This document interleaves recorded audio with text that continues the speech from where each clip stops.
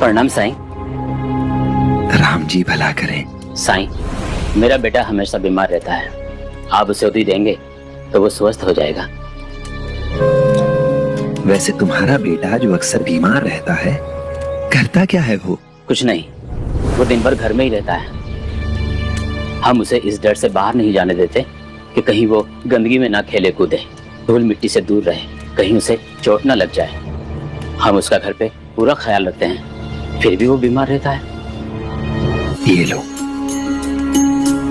अपने बच्चे को घर से बाहर निकलने दो, खेलने कूदने दो, उसे दौड़ने भागने दो।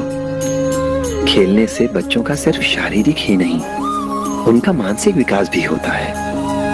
और अगर खेलते समय थोड़ी बहुत चोट लग भी जाए तो वो भी उसे मजबूत ही बनाएगी। वो सब तो ठीक है साईं, लेकिन शिवड़ी में सभी जात पात के बच्चे, चाहे वो अमीर हो या गरीब, एक साथ खेलते हैं, कूदते हैं। और आपको तो पता ही होगा कि गरीब बच्चे ज्यादा साफ सफाई नहीं रखते, बस इसीलिए हम अपने चारों ओर इस प्रकृति को देखो। ये पेड़ पौधे, ये पशु पक्षी, ये जीव जंतु, यहाँ तक कि हम इंसान भी इस प्रकृति से ही पोषित होते हैं। इस धरती, जल, वायु, रोशनी, सूर्य, इन्हीं की मदद से अपना भोजन बनाते हैं। और तुम अपने बेटे को घर के अंदर रखकर इस प्रकृति से दूर कर रहे हो। अच्छा, एक बात बताओ, अगर अपने बच्चे को इतना सुरक्षित रखते हो तो उसे पौष्टिक आहार ही देते होगे।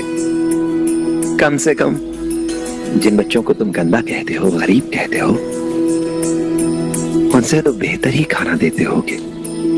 अब सोचो, जिन बच्चों को तुम गरीब या गंदा समझते हो, उनके साथ अगर तुम्हारे बेटे को दौड़ने के लिए कहा जाए तो क्या लगता है तुम्हें, कौन जीतेगा?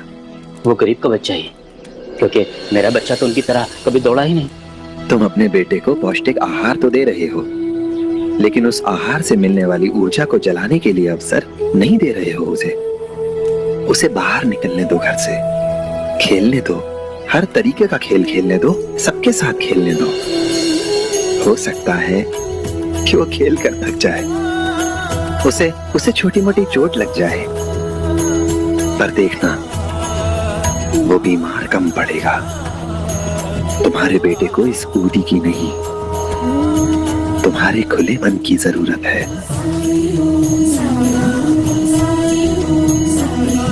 शुक्रिया साईं, मेरी आंखें खोलने के लिए और मेरी गलती को मुझे समझाने के लिए। अब से मैं अपने बच्चे को बाहर जाने से बिल्कुल नहीं रोकूंगा। मैं चलता हूँ। राम जी भला करें।